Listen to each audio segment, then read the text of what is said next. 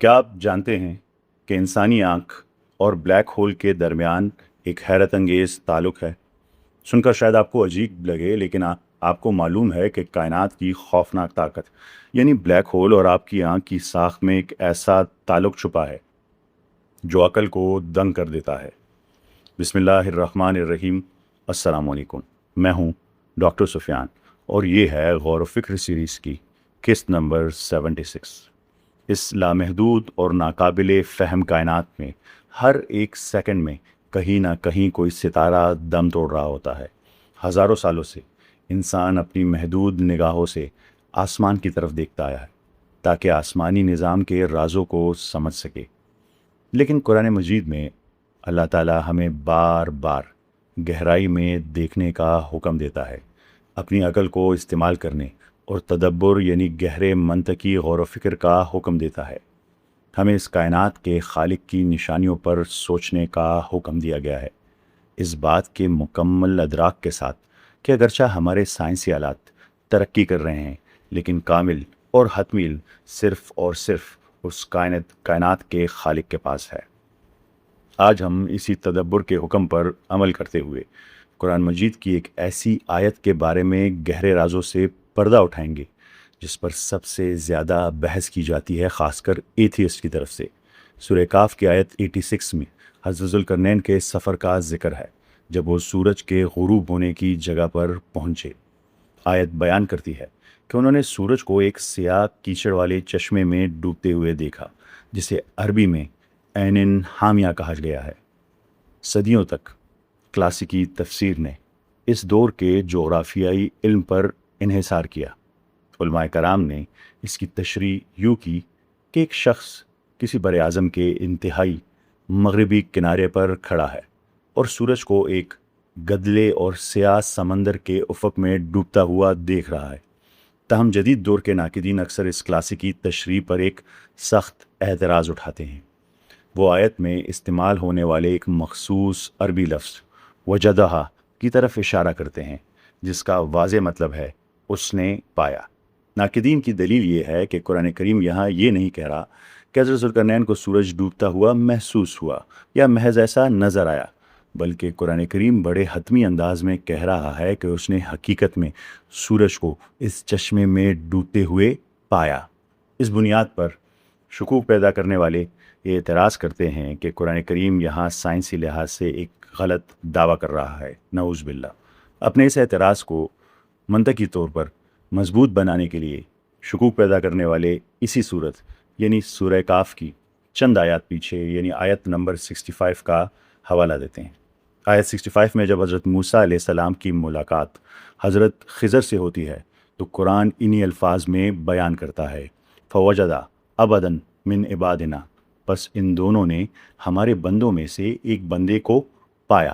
Same لفظ ناقدین دلیل دیتے ہیں کہ یہاں حضرت موسیٰ علیہ السلام نے حضرت خضر کو حقیقت میں یعنی فزیکلی پایا تھا۔ یہ محض کوئی زاویہ نگاہ یا نظر کا دھوکہ نہیں تھا، بلکہ 100% فزیکل ریالٹی تھی۔ لیکن ذرا سوچئے، کیا اس کا مطلب یہ ہے کہ پچھلی کلاسیکی تشریحات غلط تھی؟ ہرگز نہیں۔ کلام الہی کی حکمتیں اور اس کی لیئرز لامحدود ہے۔ پچھلے ادوار میں اس وقت کے جغرافیائی علم کے مطابق جو زمینی تشریح کی گئی وہ اپنے دور کے لحاظ سے بالکل بجا تھی، لیکن قرآن مجید ہمیں بار بار آسمان اور زمین کی تخلیق میں غور و فکر یعنی تدبر کا حکم دیتا ہے اور فرماتا ہے کہ اس کائنات کے ذرے ذرے میں عقل والوں کے لیے نشانیاں ہیں۔ چونکہ ہمارا علم ہمیشہ سے محدود ہے اور اللہ تعالیٰ کی کائنات کے راز لامحدود، تو کیوں نہ آج ہم اپنے اسی محدود علم کے ساتھ اس منظر کو ایک بالکل نئے اور مختلف زاویے سے سمجھنے کی کوشش کریں۔ کیا یہ ممکن نہیں کہ اس آیت کے الفاظ میں زمین کے ساتھ ساتھ ایک بہت گہری اور فلکیاتی حقیقت بھی پوشیدہ ہو؟ کیا ہو اگر ذوالقرنین نے واقعتاً سورج کو ڈوبتے ہوئے پایا ہو، لیکن زمین کی مٹی پر نہیں بلکہ کائنات کی لامحدود وسعتوں میں؟ آئیے خلا کی گہرائیوں کا سفر کریں اور عین حامیہ کی اصل ساخت کو ڈیکوڈ کریں۔ یہ سمجھنے کے لیے کہ حضرت ذوالقرنین نے واقعی کیا پایا تھا، ہمیں سب سے پہلے ان کے سفر کے حیران کن پیمانے یا اسکیل کو سمجھنا ہوگا۔ قرآن کریم ان کے سفر کے طریقے کو بیان کرنے کے لیے ایک خاص لفظ استعمال کرتا ہے، سببا، فَأَتْبَعَ سَبَبًا، بس اس نے ایک راستے کا پیچھا کیا۔ کلاسک عربک میں سببا کا مطلب محض کوئی کچی سڑک یا پگڈنڈی نہیں ہے، اس کا مطلب ہے اوپر چڑھنے کا ذریعہ، اوپر کی طرف کھینچی ہوئی رسی یا دو مختلف مقامات کو جوڑنے والا ایک باقاعدہ راستہ۔ اگر ہم اسے جدید یعنی تھیوریٹیکل ایسٹرو فزکس کی اینک سے دیکھیں تو یہ اصطلاح انٹرسٹیلر یعنی ستاروں کے درمیان یا انٹر گلیکٹک یعنی گلیکسیز کے درمیان سفر کی طرف مضبوط اشارہ کرتی ہے، جیسے کسی کائناتی پل کو عبور کرنا یا زمان و مکان کو موڑ کر سفر کرنا۔ حضرت ذوالقرنین محض کسی زمینی براعظم پر پیدل نہیں چل رہے تھے، وہ آسمانوں کے کائناتی راستوں پر سفر کر رہے تھے۔ کائنات کے اس عظیم اور شاندار مقام سے وہ عین کیا تھا جس کا انہیں سامنا ہوا؟ آئیے ذوالقرنین کے سفر میں آنے والے اس لفظ عین کا گہرائی سے تجزیہ کرتے ہیں۔ عام طور پر زمینی سیاق و سباق میں عین کا ترجمہ پانی کا چشمہ کیا جاتا ہے۔ اگر ہم اسے کائناتی پیمانے پر دیکھیں تو حیرت انگیز طور پر جدید ایسٹرو فزکس میں بلیک ہول کو بھی کشش ثقل کا ایک کنواں یعنی گریوٹی ویل کی کہا جاتا ہے، جو اپنے ارد گرد کی ہر چیز کو اپنے اندر کھینچ لیتا ہے۔ لیکن بات صرف یہیں ختم نہیں ہوتی۔ کلاسک عربک میں لفظ عین کا سب سے بنیادی اور اولین مطلب ایک آنکھ ہے، انسانی آنکھ۔ عربی ادب اور کلاسیکی شاعری کی تاریخ اٹھا کر دیکھیں تو عین کا سب سے بنیادی مطلب آنکھ ہی ہوگا۔ عربی کے عظیم ترین شاعر المتنبی سے لے کر جریر تک جب بھی کسی نے آنکھوں کی پراسرار گہرائی یا کشش کا ذکر کیا ہے تو عین یا عیون کا لفظ ہی استعمال ہوا ہے۔ اردو میں بھی ہم محبت سے کسی کو قرۃ العین یعنی آنکھوں کی ٹھنڈک کہتے ہیں۔ تو جب قرآن کریم کائنات کے ایک پراسرار اور گہرے ترین مقام کو عین کہہ رہا ہے تو در حقیقت وہ ہمیں کائنات کی اس دیو قامت آنکھ کی طرف اشارہ کر رہا ہے، جسے آج ہم بلیک ہول کہتے ہیں۔ اب ذرا ان دونوں باتوں کو ملائیں۔ ایک کائناتی کنواں جو دیکھنے میں بالکل ایک آنکھ جیسا ہے۔ جب ہم انسانی آنکھ کی حیاتیاتی یعنی بائیولوجیکل سٹرکچر کو کائنات کی سب سے پراسرار اور طاقتور چیز یعنی بلیک ہول کے ساتھ سامنے رکھتے ہیں تو ان دونوں کے درمیان موجود منطقی اور بصری مماثلتیں انسانی عقل کو دنگ کر دیتی ہے۔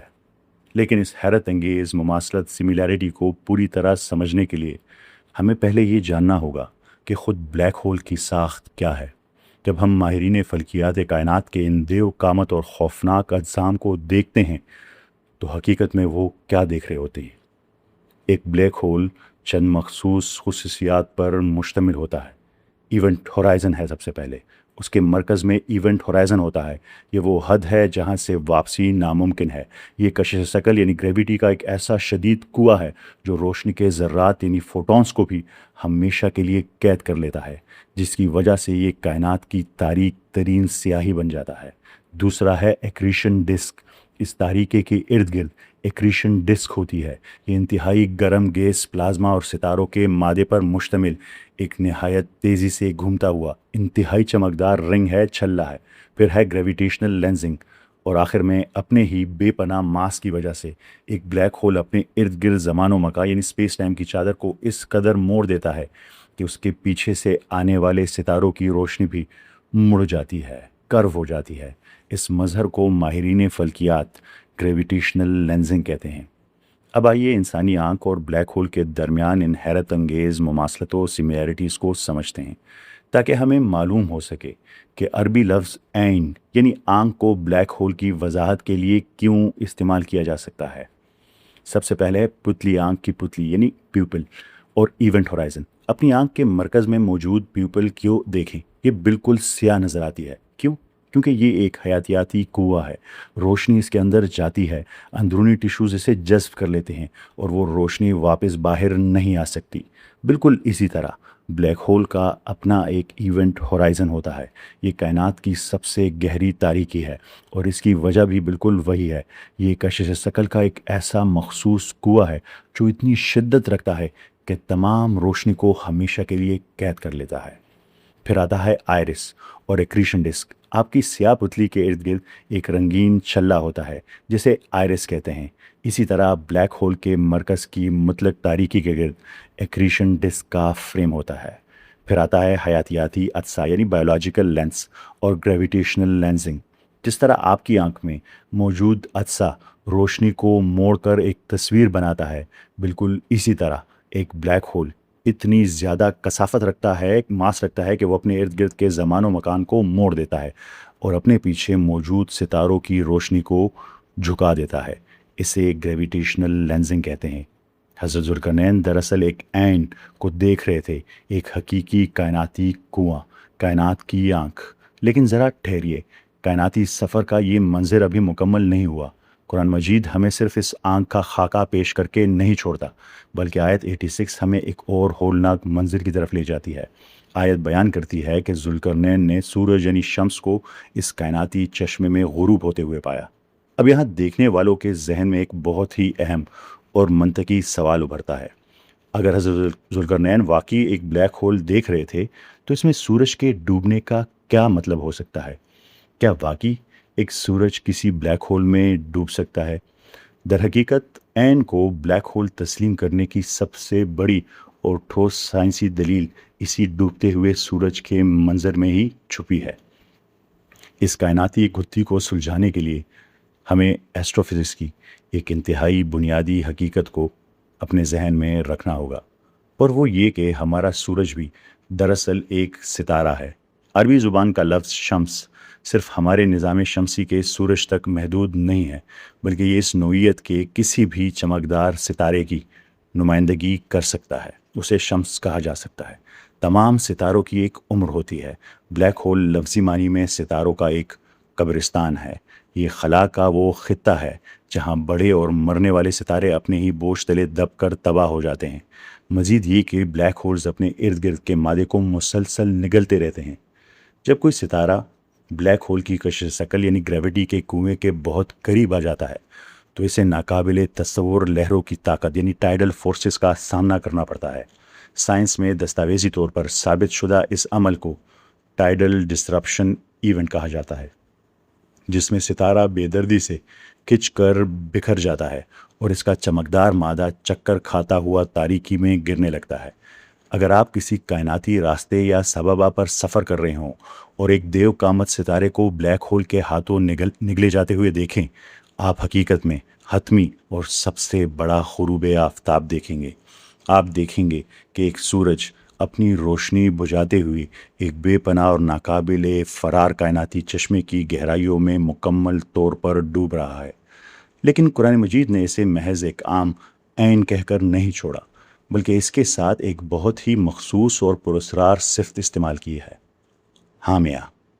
लेकिन बात यहाँ ख़त्म नहीं होती। जब ये देव कामत सितारा इस कायनाती चश्मे में डूब रहा होता है, तो इस वक्त इस चश्मे की फ़िज़िकल कंडीशन क्या होती है?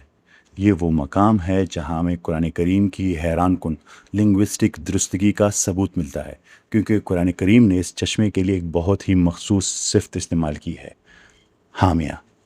अब तक हमने ऐन की साख्त को तो समझ लिया, लेकिन अब हमें ये समझने की सख्त ज़रूरत है कि इस कायनाती आंख के तनाजुर में आखिर इस लफ्ज़ हामिया का असल मतलब क्या है। इन दोनों बातों का यानी सूरज के डूबने का और इस लफ्ज़ हामिया का आपस में एक इंतहाई गहरा साइंसी ताल्लुक़ है। जब सितारे का मादा इस ब्लैक होल में गिरता है, तो वहाँ दो बिल्कुल मुतज़ाद यानी ऑपोजिट और इंतहाई शदीद अमल बैक वक्त वाक़या हो रहे होते हैं। मरकज़ में तारीकी होती है और इसके इर्द गिर्द लाखों डिग्री की दहकती हुई हरारत। क्या आप जानते हैं कि इल्म क़िरात की इस्लामी रिवायत में इस एक लफ्ज़ की दो मुस्तनिद तिलावतें मौजूद हैं और हर एक क़िरात की जड़ एक मुख्तलिफ अरबी लफ्ज़ से निकलती है। जब हम इन दोनों को आपस में मिलाते हैं, तो ये ब्लैक होल में सितारे के डूबने की बिल्कुल बेऐब दोहरी साइंसी तस्वीर पेश करता है। सबसे पहला है हामियातिन यानी हामिया। इसकी जड़ हा मीम अलिफ है। इसका मतलब है कि मुकम्मल तौर पर गदला, हद दर्जा तारीक या सियाह की जड़। ज़रा सोचें, इवेंट होराइज़न जिसका मैंने ऊपर जिक्र किया के लिए इससे बेहतर क्या तशरीह हो सकती है। ये गदली तारीकी का वो कुआं है جہاں بصری معلومات ہمیشہ کے لیے تباہ ہو جاتی ہے۔ جو اس کی دوسری قرت ہے، دوسری تلاوت ہے، اس کی جڑ ہے ہے میم یہ۔ اس کا مطلب ہے انتہائی گرم ابلتا ہوا یا شدید تپتا ہوا۔ ایکریشن ڈسک کے لیے اس سے بہتر کیا لفظ ہو سکتا ہے؟ جب ستارے کو تاریک کنویں کی طرف کھینچا جاتا ہے تو بے پناہ رگڑ اور کشش ثقل یعنی گریوٹی کے دباؤ کی وجہ سے اس کا مادہ لاکھوں ڈگری تک گرم ہو جاتا ہے، جس سے آگ کا ایک بھڑکتا اور ابلتا ہوا چھلا وجود میں آتا ہے۔ ایک ناقابل فرار گہری کائناتی آنکھ جس کا مرکز مکمل طور پر تاریک ہے، لیکن اس کے ارد گرد روشنی کا ایک انتہائی گرم ابلتا اور بھڑکتا چھلا ہے جو ایک دم توڑتے ستارے کو اپنے گہرائیوں میں کھینچ رہا ہے۔ یہی ہے عین حامیہ۔ جب ناقدین قرآنی لفظ وجدہ پر اعتراض کرتے ہیں تو وہ دراصل یہ فرض کر لیتے ہیں کہ قرآن کریم کا علم 7ویں صدی کی زمینی اور محدود سوچ کا پابند ہے۔ وہ یہ فرض کر لیتے ہیں کہ سورج کو لازمی طور پر زمین کے کسی جوہر میں ہی گرنا چاہیے، لیکن اس کائنات کے خالق نے جو الفاظ منتخب کیے ہیں، سببہ، عین حامیہ یا حامیہ، وہ اپنے نزول کے دور اور زمان و مکان کی تمام حدود سے بالاتر ہیں۔ تدبر کے ذریعے ہم یہ دریافت کرتے ہیں کہ قرآن کائنات کے عظیم سائنسی نظام سے ہرگز متصادم نہیں ہے، بلکہ وہ اس نظام کی ایک ہولناک نہایت خوبصورت اور سائنسی لحاظ سے بالکل درست منظر کشی کرتا ہے۔ ہم اس مقدس متن کو دوبارہ نہیں لکھ رہے، ہم محض انسانی علم کے ارتقاء کو اس بات کی اجازت دے رہے ہیں کہ وہ حقیقت کی ان گہری لیئرز کو، تہوں کو، ان سے پردہ اٹھائے جو اللہ تعالیٰ نے آج سے 1400 سال پہلے اس کتاب میں محفوظ کر دی تھی۔ تاہم یہ بات ہمیشہ یاد رکھنی چاہیے کہ کائنات کے ان عظیم رازوں کو سمجھنے کی یہ ہماری ایک ادنا چھوٹی سی کاوش ہے۔ انسانی عقل اور ہمارا علم نہایت محدود اور ناقص ہے، جبکہ کامل، بے عیب اور حتمی علم صرف اور صرف اسی ذات کے پاس ہے جس نے اس لامحدود کائنات کو تخلیق کیا۔ ہماری یہ دعا ہے کہ اللہ رب العزت ہماری رہنمائی فرمائے، ہمیں ہدایت فرمائے، ہمیں اپنی نشانیوں کو درست طور پر سمجھنے کی توفیق عطا فرمائے، اور اس فکری سفر میں ہماری تمام خامیوں کو اور کوتاہیوں کو معاف فرمائے۔ آمین۔ غور و فکر کی قسط نمبر 76 میں ستاروں کے اس قبرستان کے سفر میں میرے ساتھ شامل ہونے کا آپ کا بہت بہت شکریہ۔ ہمارے علمی اور دعوتی مشن آپ کے عملی تعاون کے بغیر ادھورا ہے۔ میرے آپ سے ایک گزارش ہے کہ اگر اس ویڈیو نے آپ کی سوچ کے نئے دروازے کھولے ہوں تو اسے اپنے تک محدود نہ رکھیں۔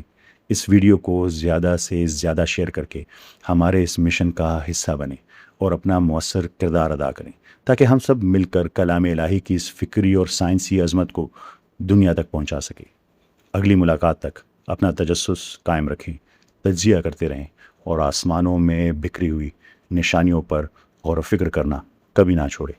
آپ سب کا بہت شکریہ۔ اللہ حافظ۔